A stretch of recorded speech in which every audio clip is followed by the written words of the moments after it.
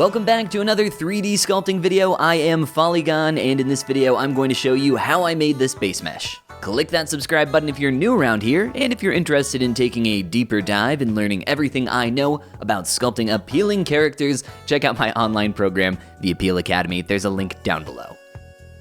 To begin creating this base mesh in my software of choice, ZBrush, I am starting off with the character's head. This is the most interesting part of the character design process for me, as I find the head to help drive the rest of the design of the body, and I find it to, just be fun to work on. So I'm using simplistic geometry, just inserting these different spheres and stretching them out and combining them to create these different pieces for the body, and as you can see, for the arms and legs as well.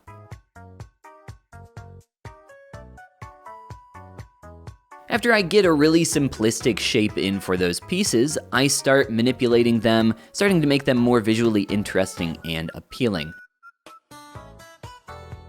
One of the big mistakes with creating these shapes, even though they're simplistic, is to make them really boring. And you can do that by making both sides of the shape symmetrical and exactly the same. So to avoid things feeling really boring in this early stage, try to offset these different angles to add a little extra appeal.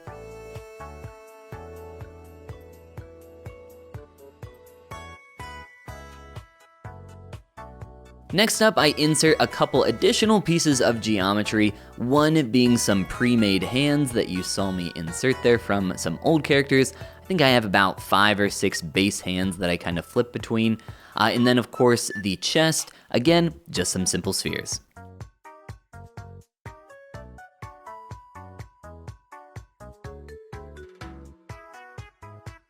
Then it's on to refining the shapes that I already have. We don't want to just stop with these really simplistic shapes. Even though I've done some stuff to make them more visually interesting, I need to spend a little more time figuring out the proportions and the overall shape language of the character.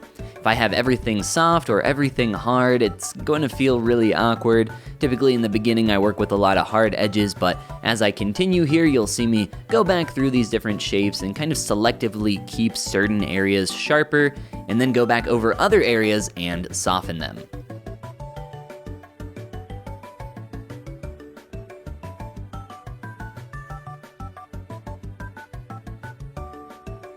Overall, I was really happy with the direction of the figure that I had at this point, but there was definitely some issues specifically with balance for this character.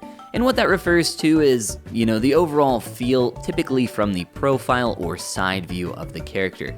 In this case, it felt like my character was going to tip over. So I spent a little time working on that balance, adjusting the arms and legs to feel like the character wasn't quite as lopsided.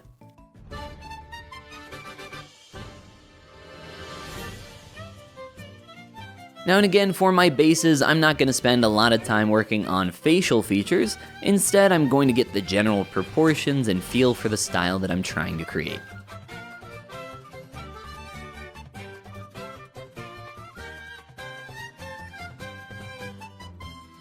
And at this point, I'm simply going in, adding the finishing touches, trying to find areas where things maybe feel a little awkward or misproportioned. I'm checking on things like my character's silhouette, and making sure that the overall vibe is heading in the same direction for each piece.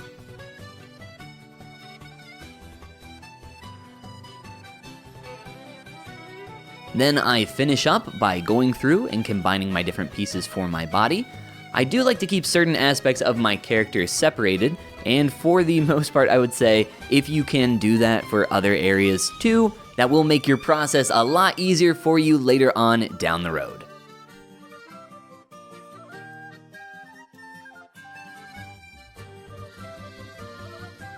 That's it for the final touches. Click that subscribe button if you are new around here, and if you're interested in taking a deeper dive by learning everything I know about sculpting appealing characters, check out my online program, The Appeal Academy. There is a link down below in the description.